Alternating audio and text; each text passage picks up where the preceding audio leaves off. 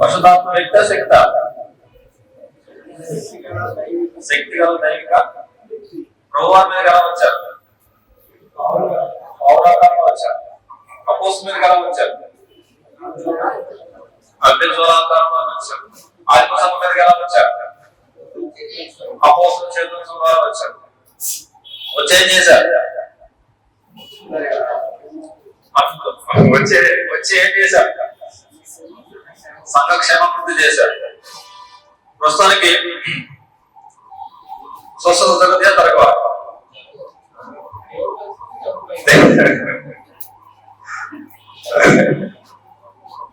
స్వస్థత చేసే పాస్టర్లు లేదు. ఈ మధ్య ఈ పాస్టర్ సంవత్సరం అందరూ కూడా అద్భుతమంటున్నారు. స్వస్థత జరిగే ఛాన్స్ లేదు పాస్టర్ ద్వారా.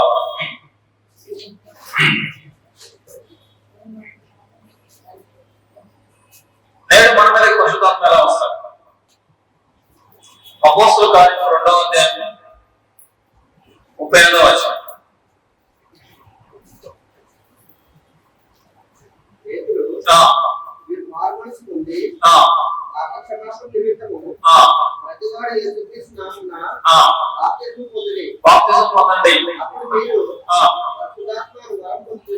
ఎప్పుడు ఏ రోజుకి? వెంటనేనా? 10 రోజులు కనిపెట్టాలా? వెంటనే అనమాట, కనిపెట్టేదే లేదు. ఒక అమ్మాయి నా దగ్గరకు వచ్చి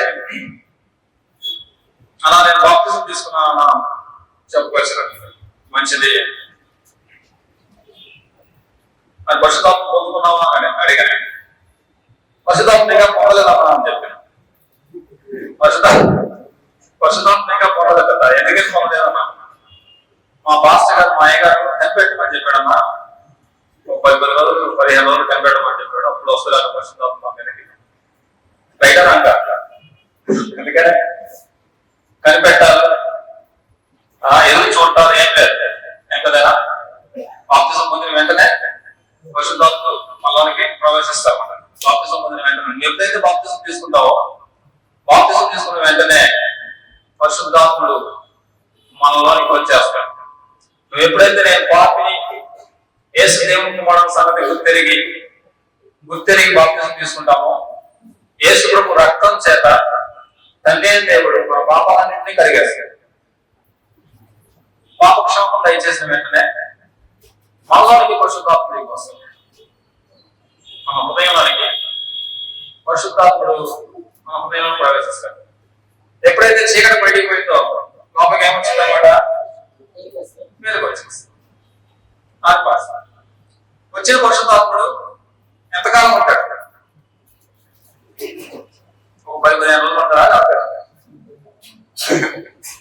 జీవితాంతం ఉంటారన్నమాట. ఎఫెసీ పత్రిక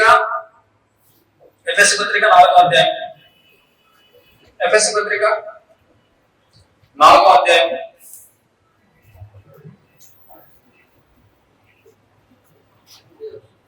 30వ వచనం.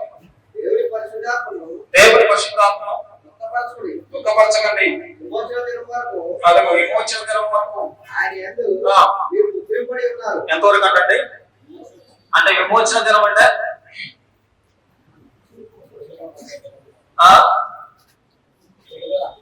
శరీరం నుంచి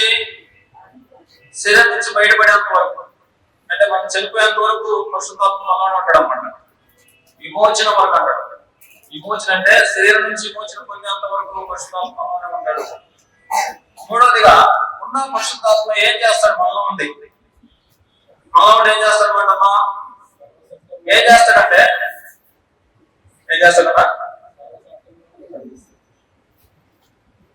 సర్వసత్యంలోనికి,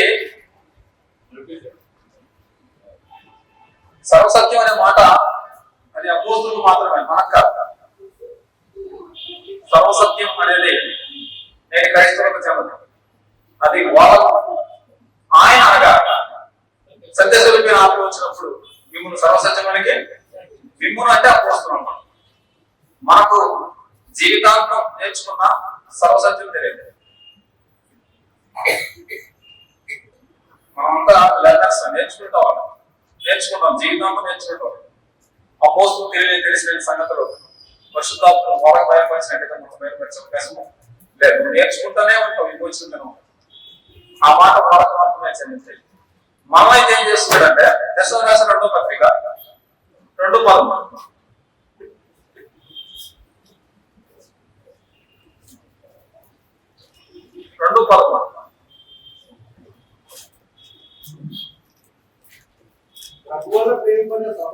ప్రభువులను ప్రేమించబడిన సహోదరులారా,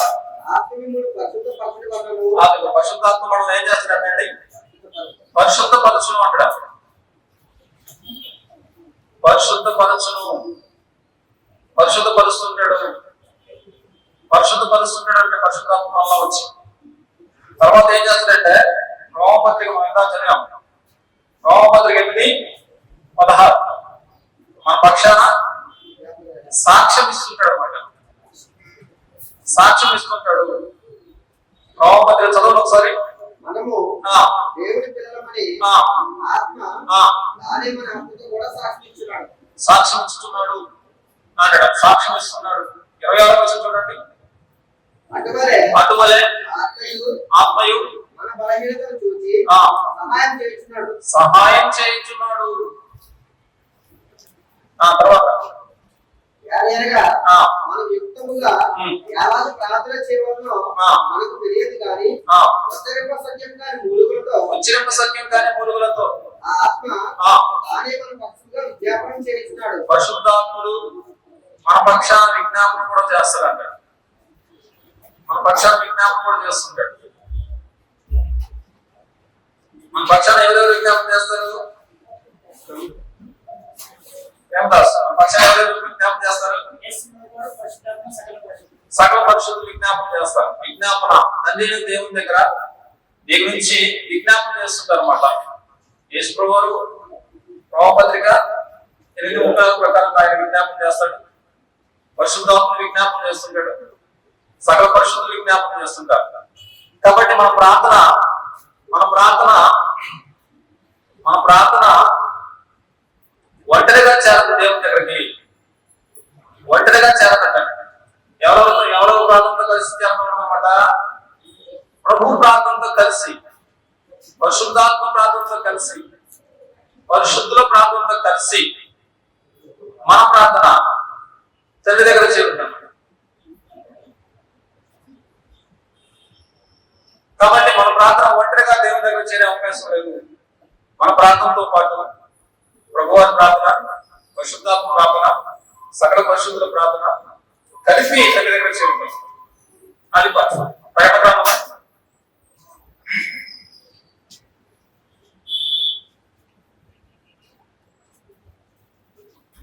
ప్రకటన 8వ అధ్యాయం 4వ వచనం.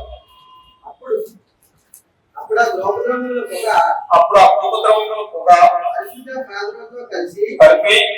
దూత చేతుల నుండి పైకి లేచి దేవుని సన్నిధికి చేరును. అది పరిస్థితి. ధూపద్రవ్యం పొగ అంటే ధూపద్రవ్యం అంటే ప్రార్థన అనమాట. ఎవరు ప్రార్థన అనమాట? యేసు ప్రభువు ప్రార్థన, పరిశుద్ధాత్మ ప్రార్థన, పరిశుద్ధుల ప్రార్థన. ఈ విజ్ఞాపనం చేత తండ్రి దేవుని దగ్గరికి చేరుతాం ప్రార్థన. కాబట్టి మన పక్షాన విజ్ఞాపనం చేస్తుంటాడు పరిశుద్ధాత్మను. ఇంకా ఏం చేస్తారన్నమాట?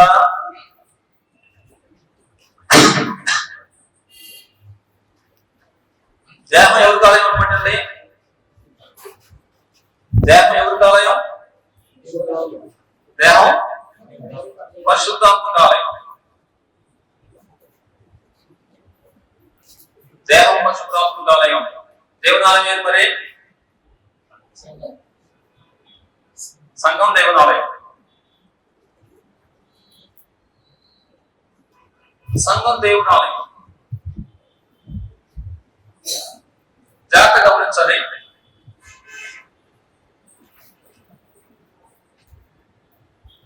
పరిశుద్ధాత్మక ఆలయం దేహం. మనలో తెలిసిన విషయం, ఇల్లు మనం నివాసం చేయడానికి కట్టుకుంటాం. దేహాన్ని ఎవరి కోసం తయారు చేసిన దేవుడు? దేహం తయారు చేయబడితే పరిశుద్ధాత్మ ఆలయంగా ఉండడానికి. వేరే ఉద్దేశం లేదు ఇక్కడ. పరిశుద్ధాత్మ ఆలయంగా ఉండడానికి దేహం పరిశుద్ధాత్మ ఆలయం అన్నాడు అన్నమాట. ఈ దేహం అంటే మనం కదా, దేహం అంటే మనం కాదు. మనం వేరే, మన దేహం వేరే. మనం వేరే, మన దేహం వేరే. అందుకే ఆయన ఏమంటాడంటే దానియేలు 7:15 దానియేలు 7:15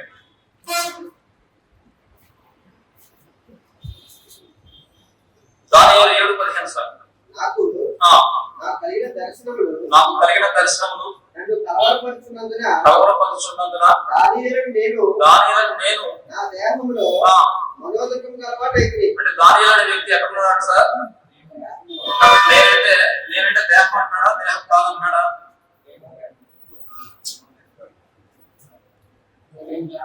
ఏం పేరు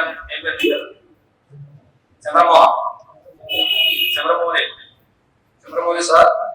దానియేలు ఇప్పుడు దేహం అంటే నేనే అంటున్నాడా, నేను కాదన్నాడా?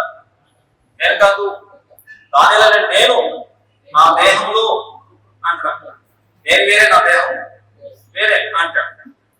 అందుకే పౌలు ఏమంటాడంటే కొలస్సీయుల పత్రిక 1:24 కొలస్సీయుల పత్రిక 1:24 ఇప్పుడు మీ కొరకు నేను అనుభవించిన శ్రమయందు సంతోషిస్తూ సంఘము ఆయన శరీరము కొరకు క్రీస్తు పడిన పాటలో పొదువైన వాటి యందు నా వంతు నా శరీరము సంపూర్ణం చేయించున్నాను. అదిగో నేను నా శరీరం ముందు నేను వేరే, నా శరీరం వేరే. నేను సార్ వయసుగా పైన అర్థమవుతుందా? అది పరిస్థితి. అందుకే ఇక్కడ ఏమంటారంటే 2 కొరింథీ పత్రిక 5వ అధ్యాయం 7వ వచనం చూడండి. కొరింథీ 2వ పత్రిక 5వ అధ్యాయం 7వ వచనం. కనుక ఈ దేహంలో నివసించున్నంత కాలము నేను దేహంలో నివసిస్తున్నంత కాలము ప్రభువులకు దూరంగా ఉన్నామని ఎరిగి నేను దేహంలో నివసిస్తున్నంత కాలం ప్రభువులకు దూరంగా ఉన్నానని ఎరిగి ఎల్లప్పుడూ ధైర్యం కలవారమై ఉన్నాము.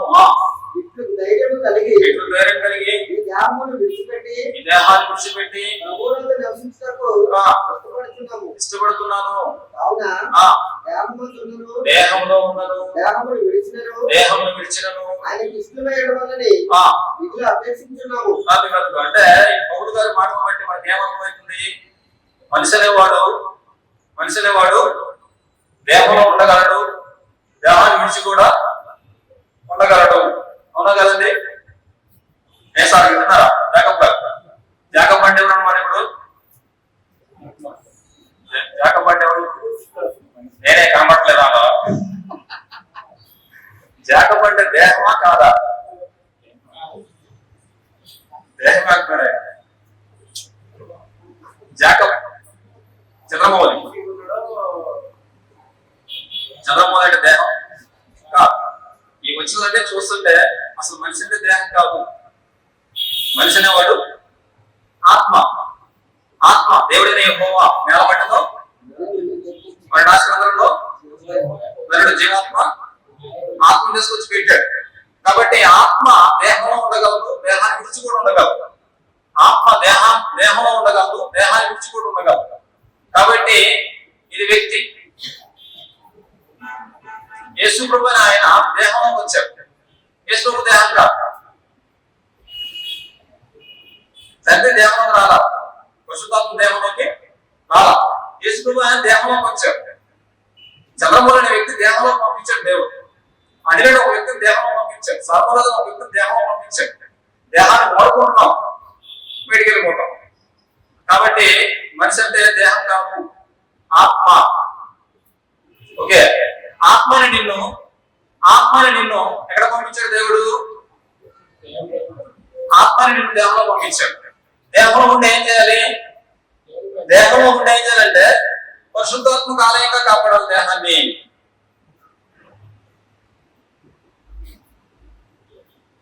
సార్ మీరేం చేస్తున్నారు అన్నా అనుకోండి, సార్ ఈ ఇంటికి నేను పనివాడినండి అంటే ఓ పెద్ద కోటేశ్వర్లు హైదరాబాద్ ఇల్లు పెట్టారు, బెంగళూరులో ఇల్లు ఉండదు. ఇక్కడ ఒక పనులను పెడతాడు, అక్కడ ఒక పనులను పెడతాడు. ఆయన వర్క్ కోసం బెంగళూరు పోతాడు, ముంబై పోతుంటాడు, ఇక్కడికి వస్తుంటాడు. ఇక్కడికి వచ్చినప్పుడు ఇంట్లో ఉంటాడు, అక్కడ వచ్చినప్పుడు ఆయనలో ఉంటాడు. ఆ పనివాడు ఏం చేస్తాడు, ఆయన యజమాని కోసం మొత్తం శుభ్రంగా ఎప్పుడు పెట్టిన వస్తుంటే శుభ్రంగా వస్తాడు. ఇది మనం పోయి అనుకోవాలి సార్, వ్యవసాయం ఏంటంటే నాదే అక్కడ లేకపోతే మా సాధంగా సాధ అంటే ఇప్పుడు ఏం చేస్తున్నావు, ఇక్కడ ఏం పని చేస్తున్నావు, నీ సార్ కోసం వీటిని సిద్ధం చేస్తున్నాం, నీ సార్ కోసం వీటిని సిద్ధం చేస్తున్నాం. మనం ఏం చేస్తున్నాం, దీనిలో ఉంది పరిశుద్ధాత్మ కోసం ఇంటిని కాపాడుతున్నాం. అది నీ పని. దేహం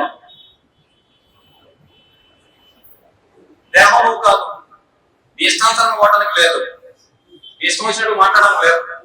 ఈ దేహం సృష్టించబడిందే పరిశుద్ధాత్మక ఆలయంగా ఉండడానికి. పరిశుద్ధాత్మ ఆలయం కోసం తయారు చేసిన దేహాన్ని, పరిశుద్ధాత్మక ఆలయాన్ని నీ ఇష్టానుసారం వాడుకుంటా. కోటేశ్వరుడు బెంగళూరు పోయాడు, ఒక వారం తర్వాత మళ్ళీ హైదరాబాద్ వచ్చాడు. హైదరాబాద్ వచ్చాకల్లా ఇంటికి వచ్చాడు. ఇంటికి వచ్చాకల్లా ఈ కిటికీలు పగిలిపోయింది, ఆ డోర్ పగిలిపోయింది, ఈ ఫ్యాన్ అన్ని కూడా విరిగిపోయింది.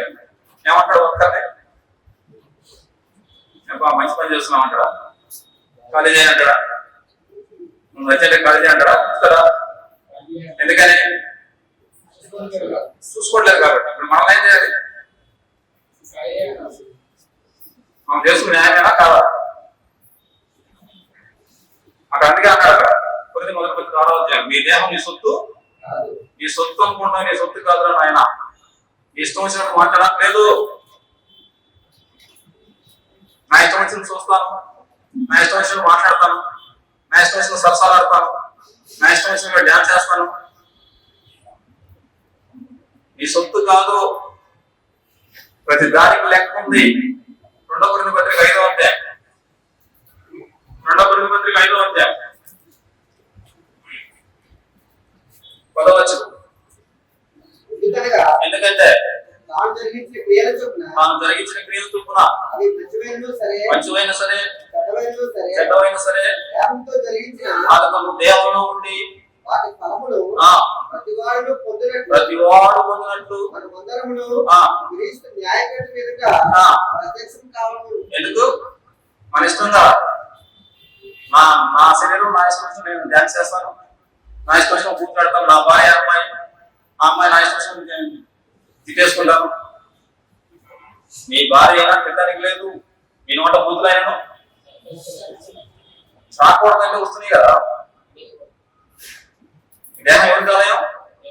ఇందుకే దేవుని ఆలయం పాటు చేస్తున్నావా, బాగు చేస్తున్నావా? డైలీ ఎవరిచ్చిన అధికారం నీకు? ఇక్కడ కిటికీలు పగిలిపోయినాయి, ఆ డోర్ పగిలిపోయింది, ఈ ఫ్యాన్ అన్ని పగిలిపోయినాయి, నీకు నెలకిచ్చే జీతం ఉన్నా కూడా కట్ అయిపోయింది, మర్యాదగా బయటికి వెళ్ళిపో అనేసి ఆ యజమాని ఎలాగైతే బయటికి నెట్టేస్తాడో రేపు నిన్ను కూడా అదే పని చేయకపోతాడేమో.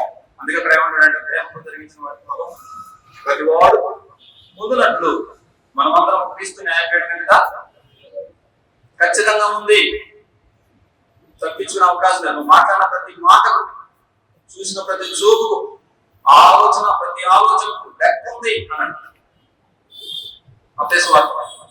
ప్రతి రహస్యానికి లెక్క ఉంది, నీ ఊహలు లెక్క ఉంది, నీ తలంపులు లెక్క ఉంది, ప్రతి దానికి లెక్క ఉంది. ఎందుకంటే నువ్వు యజమాని కాదు, అందులో ఎవరి కోసం?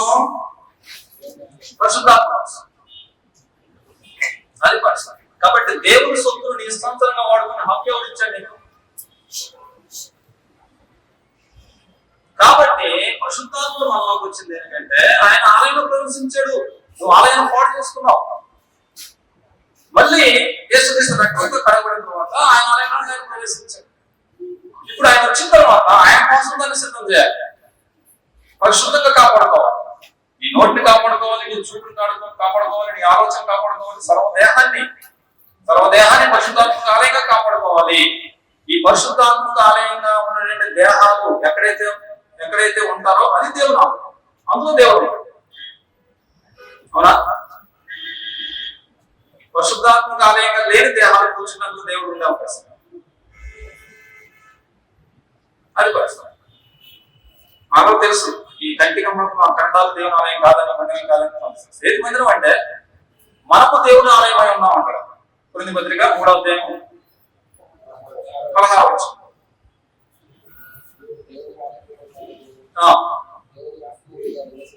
అది కాదు కాదు, మీరు దేవుని ఆలయం ఉన్నారు సార్.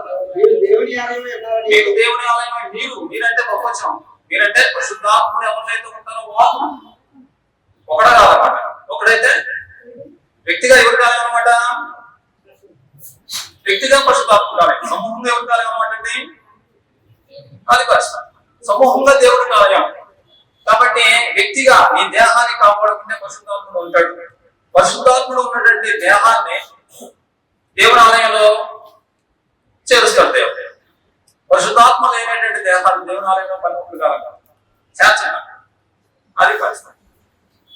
అలాగే కాబట్టి పరిశుద్ధాత్మక ఆలయంగా దీన్ని దేహాన్ని కాపాడుకోవాలి.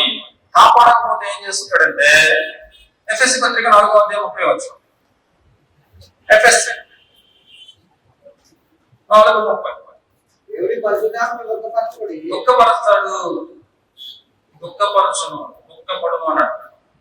ఎప్పుడు దుఃఖపడదన్నమాట, పరిశుద్ధాత్మక ఆలయమైన నీ దేహంతో నువ్వు పిచ్చి పిచ్చి పనులు చేస్తుంటే బాప్తిసం తీసుకున్నప్పటి నుంచి పరిశుద్ధాత్ముడు ఏమైపోతుంది కదా, దుఃఖపడతాడు, బాధపడతాడు, దుఃఖిస్తుంటాడు, ఓరు బయటికి దుఃఖపడుతుంటాడు, బూతులాడితే. ఇప్పుడు ఏం చేశారు,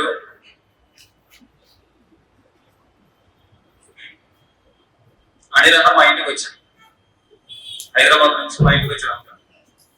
మా ఇంటికి వస్తే ఇక్కడ వెతుకులు ఉన్నాయి, అక్కడంతా కూడా వెతుకులు ఉన్నాయి, ఇదంతా కూడా డస్ట్ ఉంది. కూర్చొని ఎక్కడ మంది వస్తాను కూడా పోయాను, కూర్చో ఎందుకంటే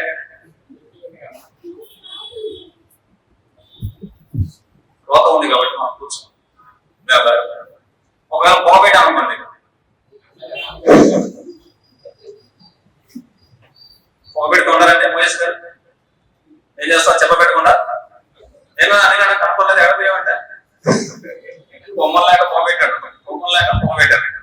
ఈ రోజు నువ్వు బాప్తిసం తీసుకుంటే పరిశుద్ధంగా బతకాల్సిన పోనిచ్చి పిచ్చి సినిమాలు, పిచ్చి మాటలు, పిచ్చి అబద్ధాలు, పిచ్చి సరసాలు, పిచ్చి కార్యక్రమాలు దేహంలో జరిగిస్తుంటే పరిశుద్ధం ఏమైపోతాడట, ఇక్కడ దుఃఖపెడుతున్నావా, సంతోషపెడుతున్నావా? మనలో ఉన్న పరిశుద్ధాత్ముడు దుఃఖపడుతూ ఉన్నాడా, హ్యాపీగా ఉన్నాడా? నేను హైదరాబాద్ వచ్చినందుకు చాలా హ్యాపీగా ఉందప్ప అని నన్ను మంచిగా చూశాడు రాత్రి అని హ్యాపీగా ఉన్నాడా, దుఃఖపడుతున్నాడు? ఉన్నటువంటి పరిశుద్ధాత్ముడు ఏమైపోతున్నాడు, దుఃఖపడుతున్నాడా, హ్యాపీగా ఉన్నాడా? ఏదైనా దుఃఖపడుతున్నాడు. దుఃఖపడుతూ ఉంటే అదే పరిశుద్ధాత్ముడు చెప్తున్నా కూడా బుద్ధిపూర్వకంగా పాపం చేస్తే రాష్ట్ర మొదల పత్రిక 5వ అధ్యాయంలో వచ్చి రాష్ట్ర మొదల పత్రిక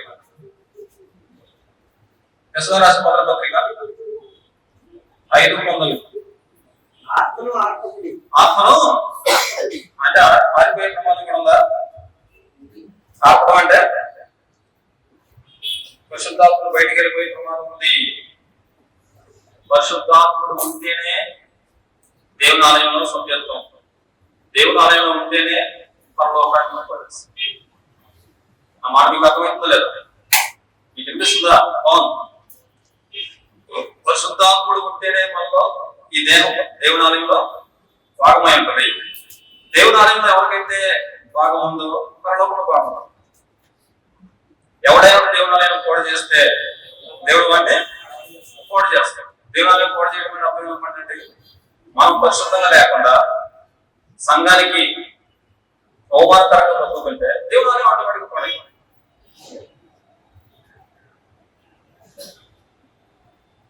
నా ప్రవర్తన బట్టి, నా మాటను బట్టి, నా యొక్క కొంతమంది బాప్తిజం తీసుకొని మళ్ళీ బ్రాంతి తాగుతారు.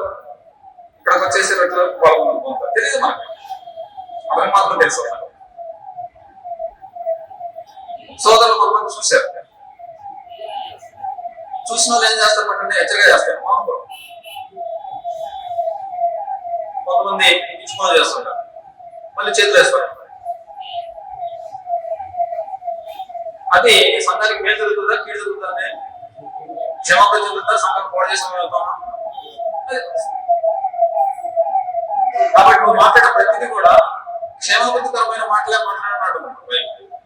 బాప్తిజం తీసుకున్నప్పటి నుంచి చనిపోయేంత వరకు, విమోచన దినం వరకు నీ పరిశుద్ధాత్మ నీలో సంతోషంగా ఉండాలి. నీలో ఉన్న పరిశుద్ధాత్మ ద్వారా సంఘంలో నువ్వు సంఘానికి క్షేమాభివృద్ధికరంగా బతకాలి, క్షేమాభివృద్ధికరంగా బతకాలి. బుద్ధిపూర్వకంగా పాపం చేస్తే పరిశుద్ధాత్ముడు లోపలికి వచ్చిన పరిశుద్ధాత్ముడు ఏం చేస్తాడంటే బయటికి వెళ్ళిపోతాడు. బయటికి వెళ్ళిపోయే ప్రమాదం ఉందా? ఉంది. ఎబ్రీ పత్రిక 10:26.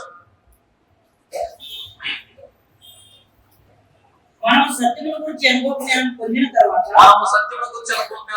తర్వాత బుద్ధిపూర్వకంగా పాపము చేసిన యెడల ప్లాన్ చేసుకొని పాపం చేసిన యెడల పాపములకు బలిగా ఉండదు కానీ, పాపానికి క్షమాపణ ఉండదు కానీ, న్యాయపు తీర్పులకు భయముతో ఎదురు చూచుటయు విరోధులను దహింపు తీక్షణమైన అగ్ని ఇక్కడ ఉండదు అన్నాడు. ఏదన్నా 6:4 ఎబ్రీ పత్రిక ఒకసారి వెలిగించబడి పరిశుద్ధాత్మలో పాలివారమై దేవుని దివ్యవాక్యమును రాబో యుగ సంబంధమైన సత్యుల ప్రభావమును అనుభవించిన తర్వాత తప్పిపోతే అవశ్యములో దేవుని కుమారుని మరలా సిలువేయచ్చు అవమానపరుచున్నారు కనుక ఆల్మన్స్ పొందినట్లు అట్టి వారిని మళ్ళా నూతన పునరుద్ధరణ అసాధ్యం కుదరని పని అన్నాడు. మరి ఏం చేద్దాం సార్ చక్రి గారు? అలాగా కాబట్టి వచ్చిన పరిశుద్ధాత్మను కాపాడుకోవడం మన బాధ్యత. ఆయన ఉండాలంటే నీ దేహం ఎలా ఉంచుకోవాలంటే పరిశుద్ధంగా ఉండాలి. అన్ని విషయాల్లో అంటున్నాడు. సమస్త ప్రవర్తన యందు అంటాడు అక్కడ, సమస్త ప్రవర్తన యందు పరిశుద్ధులై ఉండండి. సమస్త ప్రవర్తన ఎక్కడ కూడా తేడా మనకి. యేసు ప్రభువు ఎంత సంపూర్ణంగా బతికారో ఆ విధంగా బతకడానికి నువ్వు నేను ఇష్టపడితే పరిశుద్ధాత్మలో ఉంటాడు, లేకపోతే ఆత్మ బయటకు వెళ్ళిపోతాడు. అటు వాడిని నోటి ముచ్చట అసాధ్యం. మరి ఏం చేద్దాం? రేపు 2 రకాల కాలు పట్టుకోవచ్చు అంటావా? అక్రమం చేయవాళ్ళ మీరెవరు నాకు అన్నాడు అండి. ఆ మాట నా నుంచి మీ గురించి వస్తే ఇంకా డైలాగ్ మార్చడం దేవుడు మారుస్తాడండి, మార్చే అవకాశం. మోసతో ఏమన్నాడు అనమాటండి? మోసతో ఏమన్నాడు? జక్కయ్య యాకోబు మోసతో దేవుడు ఏమన్నాడు? నీవు కానాను చేరే అవకాశమే. నేను పోయి అంటనే కాలు వచ్చింది, సార్ 40 ఏళ్ళు కానాను చేరడానికి నేను ప్రయత్నం చేశాను, ఇప్పుడు జస్ట్ చిన్నదే కాదు అన్నట్టు మాట్లాడాడు. ఒప్పుకున్నాడు, ఒప్పుకోలేదా? రెండోసారి దాని గురించి మాట్లాడేదే లేదు. రేపు ఛాన్స్ వచ్చింది అనుకుంటాం మనం. ఛాన్స్ లేదు. చాలా మంది మాస్టర్లు అంటున్నారట, అప్పుడు అందులో ఛాన్స్ ఏంటి, ఒకటి లాస్ట్ ఛాన్స్ లేదు. ఏ ఛాన్స్ లేదు సార్ అండ్ కొంచెం ఉంటుందండి. నువ్వు కన్ను మూసిన తర్వాత లాస్ట్ ఛాన్స్ లేదు, ఏ ఛాన్స్ లేదు. చివరి అవకాశం ఉందని చెప్తున్నారు కొంతమంది పాస్టర్లు. ఆ ఛాన్స్ లేదన్నమాట. ఉండేదేదో పూర్వకంలోనే కన్ను మూయకు మునిపే మన దేహంలో పరిశుద్ధాత్మ కాపాడుకోవాలి. పరిశుద్ధంగా ఆయన ఆలయాన్ని పరిశుద్ధంగా చెప్పాలి. జీవితాంతం యేసు ప్రభులాగా బతకగలిగితే దేవుని ఆలయంలో సభ్యత్వం ఉంటుంది. ఇక్కడ సభ్యత్వం అంటే పరలోక రాజ్యంలో ప్రవేశం ఉంటుంది. అది నేను ముగించబోతున్నా. ఈరోజు వాటి చెప్పండి. పరిశుద్ధాత్మ శక్తి వ్యక్తి అండి. శక్తిగా దైవిక యేసు ప్రభువు మీదకి ఎలా వచ్చారు? ఏమని నిరూపించారండి? ఈయన కేవలం నరుడు కాదు, దేవుని కుమారుడు, ఇశ్రాయేలుకు రాజు ఈయనే, దేవుని రాజ్యాన్ని పాలించేది ఈయన దేవుని కుమారుడు అని నిరూపించేశాడు. ఆ సంగతి అపోస్తులకు అర్థమైపోయింది. అపోస్తుల మీదకి పరిశుద్ధాత్మ ఎలా వచ్చారన్నమాట? అగ్ని జ్వాలని వచ్చారు. వచ్చి ఏం చేశారు పెట్టండి మీరు? వాక్యాన్ని కూడా రాయించారు. ఆత్మ సమగ్ర పరిశుద్ధాత్మ ఎలా వచ్చాడండి? ఎవరు చేతులున్నారు? వచ్చారు వచ్చారు. అపోస్తుల చేతులు వాళ్ళ మీదకి ఎన్ని వరాలు వచ్చినాయి? 1-2 వరాలు వచ్చినాయి. వచ్చి వాళ్ళని ఏం చేయించారన్నమాట? అసలు సంఘాన్ని క్షమాభివృద్ధి కలిగించారు, విస్తరింపజేశారు, సంఘానికి క్షమాభివృద్ధి కలిగించారు. ఇప్పుడు నేడు మన మీదకి ఎలా వస్తున్నాడు అనమాట? బాప్తిజం తీసుకుంటే వస్తాడు. ఇప్పుడు మన మీదకి వరాలు అంటే కృప వరాలు వస్తే రావాలంటే ఏం చేయాలి? రావాలంటే ఏం చేయాలి? నువ్వు తలకిందులు తపస్సు చేసినా, 40 రోజులు ఉపవాసాలు ఉన్నా వరాలు వచ్చే ఛాన్స్ లేదు. చాలా మంది పాస్టర్లు అంటున్నారు, నాకు దేవుడు ప్రత్యక్షమై దేవుడే నాకు డైరెక్ట్ వరం ఇచ్చాడు, ఆయన స్వస్థపరచు అని చెప్పేసి అంటుంటారు. ఈ మాటలు చాలా మంది మోసపోతున్నారు. మన ఈ మీద ఒక ఆయన ప్రవచనాలు చెప్పేసి కరెంట్ ఉన్నా లేకపోయినా ఫ్యాన్ తిరుగుతూనే ఉంటది, కరెంట్ ఉన్నా లేకపోయినా ఫ్యాన్ తిరుగుతుందట, పెట్రోల్ డీజిల్ కాకపోయినా కూడా కాదు పరిగెత్తట. ప్రవచనం నెరవేరుతున్నారా? ఏమైపోయింది ప్రవచనం? కానీ ఒకనే ఉంటారు గుడ్డి వయసులో పడ్డారు. ప్రవచనం ఆగిపోతే బైబిల్ చెబుతుంటే వాళ్ళు ఆ విధంగా డైరెక్ట్ మోసపోస్తుంటే మళ్ళీ అలాగే పోతారు సిగ్గు లేకుండా.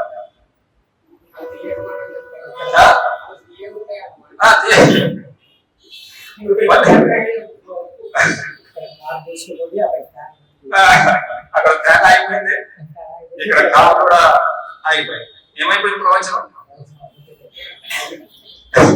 ఆయన పోయి ఏమన్నాడు తెలుసా? మాచర్ల ఎమ్మెల్యే దగ్గర పోయాడు. ఎమ్మెల్యే అక్కడే కూర్చున్నాడు. మాచర్ల ఎమ్మెల్యే దగ్గర నిలబడి, నేను చెప్తున్నాను పరిశుద్ధాత్ముడే నాతో మాట్లాడిస్తున్నాడు, నేను కాదు మాట్లాడేది, ఇక్కడ నువ్వు గెలుస్తావు, రాష్ట్రంలో ఫ్యాన్ తిరుగుతుంది, అక్కడ తిరుగుతుంది, రాసిపెట్టుకో గుర్తుంచుకోని చెప్పేసి గట్టిగా చెప్పేసి, ఈ నా మాటలు కాదు అనేసి. ఏమైపోయింది మరి ఆయన మాటలు కాకపోతే? లేదు సార్, ప్రవచనాలు లేవు, ఇదంతా భ్రమ, కల్పిస్తున్నారు అంతే. నాలో జరిగేది నీకే తెలుసు. గురించి మొదటి మాత్రం ఏం చెప్పుతుందన్నమాట? ఒకటి మనసులో ఉన్న మాట ఎదురు వాడు ఎలా చెప్పగలడు అని ప్రశ్నిస్తారు. కాబట్టి నేను నాకు ఎలా తెలుసు? తెలిసే అవకాశం లేదు. కాబట్టి ఇదంతా మోసపోతున్నారు. ప్రపంచంలో క్రైస్తవుల పేరిట దోచేసుకుంటున్నారు. వాళ్ళు మోసపోయారు, మనం కూడా మోసపోతున్నారు. వాళ్ళు నరకానికి పోతారు, మనం కూడా ఈడ్చిపోతారు నరకానికి.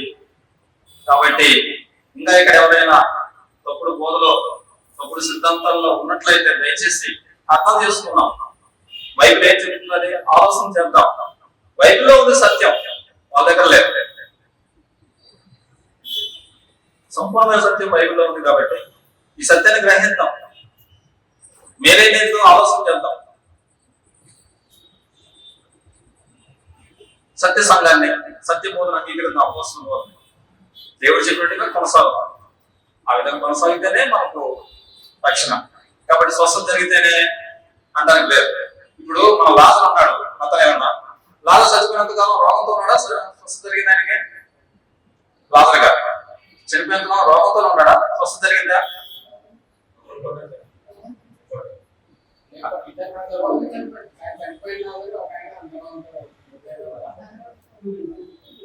ఏమన్నా నన్ను పరీక్షిస్తున్నారు మీరు?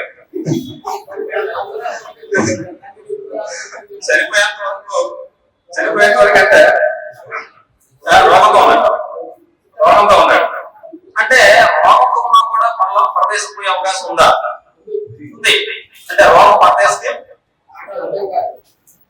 ఆత్మశుద్ధి గలవారు అది పరిస్థితి. రోగం పోయిందా పోలేదా చూడు. ఎయిడ్స్ ఉందా, క్యాన్సర్ ఉందా, ఇంకొక రోగం ఉందా చూడు. రోగం ముఖ్యం కాదు ఇక్కడ. రోగం దేహానికి సంబంధించింది. ఆత్మరోగం లేకుండా ఏ రోగం లేకుండా ఆత్మరోగం లేకుండా అది పరిస్థితి. కాబట్టి స్వస్థత జరగకూడదు, జరిగే అవకాశమే. మరి వెంటనే సాక్ష్యం చెబుతున్నారు కదా వాళ్ళు, మాకు మోకాలు నొప్పులు తగ్గిపోయింది, మాకు అది తగ్గింది ఇది తగ్గింది అని చెప్తున్నారు కదా వాళ్ళు. మరి పైసలు ఇస్తే ఏమని చెబుతారు, పైసలు ఇస్తే ఏమని చెబుతారు, పరిగెత్తుకుంటూ వస్తాం. అవసరమైతే పైసలు కుదరకపోతే మళ్ళీ కొట్టుకుంటారు, మళ్ళీ బయటకు వస్తాం. అదంతా గుమ్మం వచ్చే మొత్తం. ఇందులో ఏమైనా డౌట్ ఉంటే అడగండి, అవసరం చెప్తాం. ఇందులో ఏమైనా అర్థం కాని విషయం ఉంటే అవసరం చెప్తాను. చెప్పండి సార్. కంబ్యాక్ చెప్పి ఏదన్నా వచ్చిన ఉంటే అవసరం చేద్దాం. తెలీదా మరి అక్కడ ఏం రాయలేదు మరి.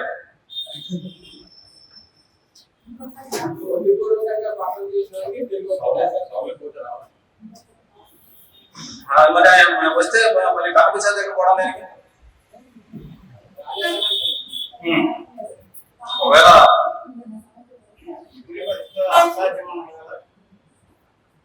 చెప్పండి జాకబ్ సార్.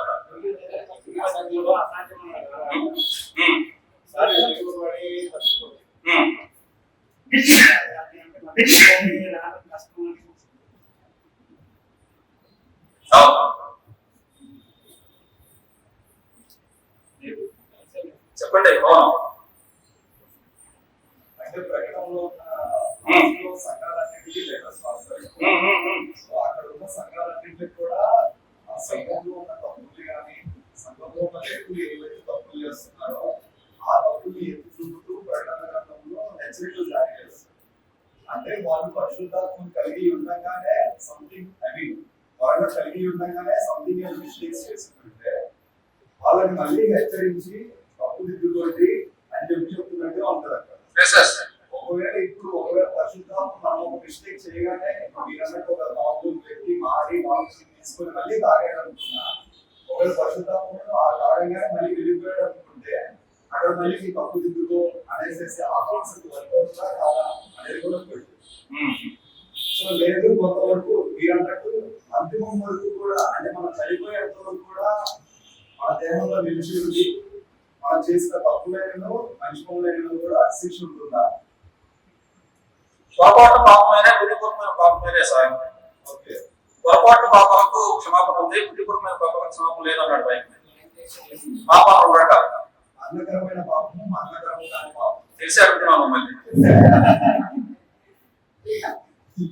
సార్ మహేష్ గారు వాళ్ళు నన్ను ఏం చేస్తారు సార్ అంటే లోకంలో ఒకటి ఉంటుంది కదా, ఏమని మళ్ళీ మేము ఎన్ని తప్పులు చేసినా కూడా ప్రభు దగ్గర క్షమాపణ అయితే క్షమాపణ దొరుకుతుంది అని చెప్పేసి. సో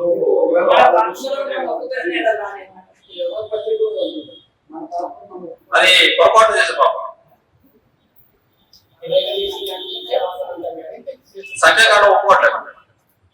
పొరపాటు చేసే పాపాలకు సాహసం చేసే పాపాలకు వ్యత్యాసం 15 అధ్యాయం. గానాస పదపత్రిక ఏమంటాడంటే మరణకరమైన పాపం మరణకరమైన పాపం గురించి వేడుకోమని నేను చెప్పట్లేదు కానీ అంటారు.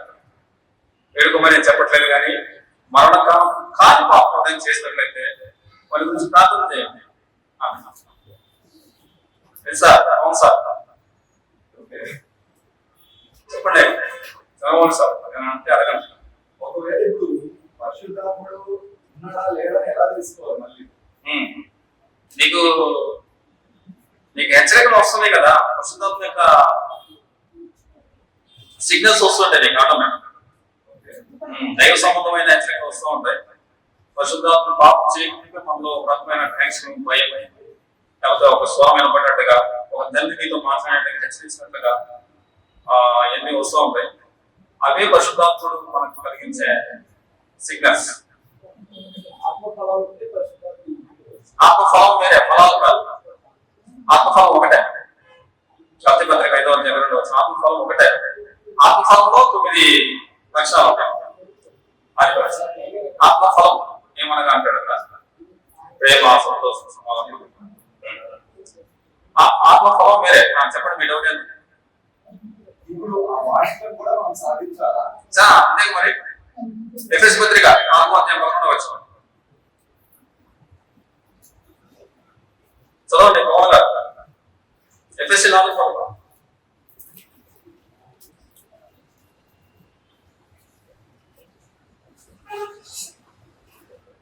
ఎఫెసీ 4:11.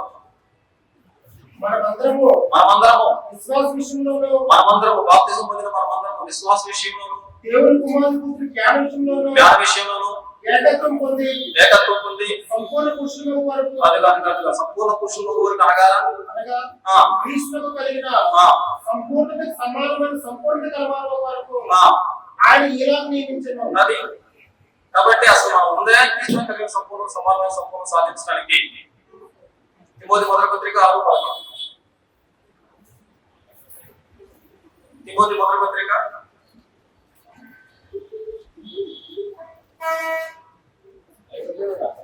పౌలు చదువుతున్నాడు. పౌలు సార్ చదవాలి. 6:11 దైవజనుడా నీవైతే వీటిని విసర్జించి పైన చెప్పిన వాటిని విసర్జించి నీతిని భక్తిని విశ్వాసమును ప్రేమను ఓర్పును సాత్వికమును అదిగో అవి సంపాదించాలి. హైదరాబాద్ లో ఒకవేళ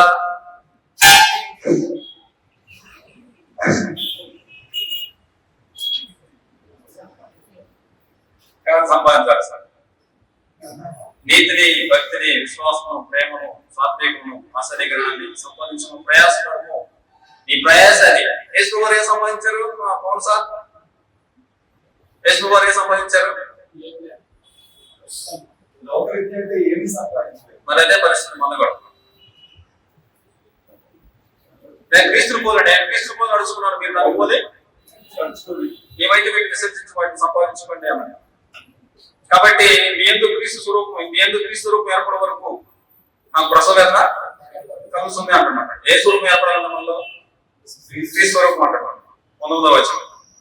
కాబట్టి మన గురి ఏదున్నా లేకపోయినా నీతి న్యాయంగా జీవించడం క్రీస్తు స్వరూపం అంటే దైవ లక్షణం సంపాదించాలి. పేతురు రాసిన పత్రిక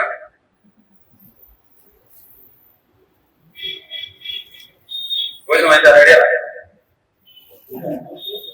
ఆపేయండి సార్. నేను అయిపోలేదనేసి ఒకటే పేతురు రాసిన 2వ పత్రిక 1వ అధ్యాయం 4వ వచనం. ఎవరు చదువుతున్నారు? ఆ మహిమ పేతురు రాసిన 2వ పత్రిక 1వ అధ్యాయం 4వ వచనం.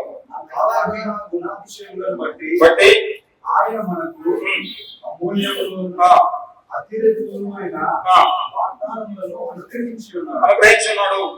దురాశను అనుసరించుట వలన లోకమందున్న భ్రష్టత్వమును ఈ వాగ్దానముల మూలంగా మీరు తప్పించుకొని దేవ స్వభావమునందు దేవ స్వభావంలో పాల్గొన్నట్టు వాటిని అనుగ్రహించు. ఏంటది తర్వాత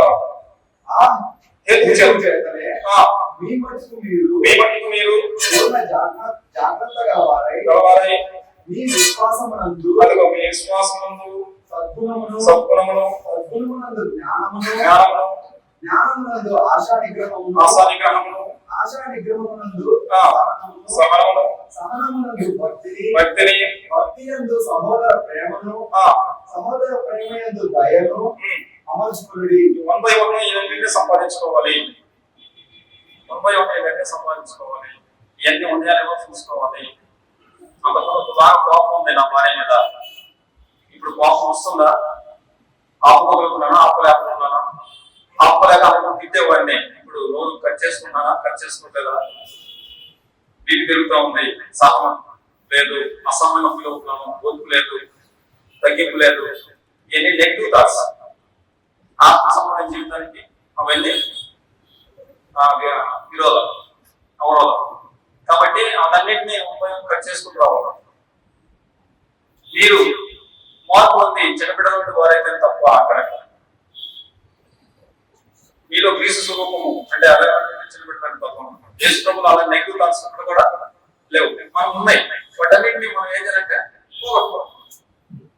కొడితే కొట్టట్లేదు, తిరిగి తిట్టలేదు. అంతకుముందు రాళ్ళు పెట్టి కొట్టి సంపించాడు పౌలు. ఇప్పుడు ఆయన తిరగంటే హింసిస్తుంటే ఆయన ఏమంటాడంటే యేసు ప్రభువును ఒకసారి కొట్టాను, మన అయితే 5 సార్లు కొట్టేశారు, ఏం రియాక్షన్ లేదు. ఉమ్మూస్తుంటే రియాక్షన్ లేదు, తిడుతుంటే రియాక్షన్ లేదు, నేను రక్షించుకొని మొన్న రక్షిస్తుంటే రియాక్షన్ లేదు. మనిషి బతిగా ఉన్నాడు, ఉప్పు కాకుంటున్నాడు మనలాగానే, రియాక్షన్ లేదు. తండ్రి వీడేం చేస్తున్నారో క్షమించమన్నాడు. అదే తత్వం సాధించాడు మన స్టెఫన్ గారు, అదే స్వభావం సాధించాడు స్టెఫన్ గారు. ఈరోజు నీ నా పరిస్థితి కూడా అదే అన్నమాట. కాబట్టి నెగిటివ్ థాట్స్, నెగిటివ్ లక్షణాలన్నీ కూడా మనం ముందుపై మనం కట్ చేసుకుంటూ దైవ లక్షణాలని ఇంకా విశ్వాసంలో నీతిని, భక్తిని, విశ్వాసాన్ని, ప్రేమని, దయను సంపాదించుకోవాలని మనపై బిల్డప్ చేసుకున్నాం. అప్పుడు క్రీస్తు రూపం ఏది ఏర్పడితే అలాగా. కాబట్టి ఈరోజు మనం సాధించాల్సిందే క్రీస్తు రూపం, దైవ లక్షణాలు సంపూర్ణంగా సాధించుకోవాలి.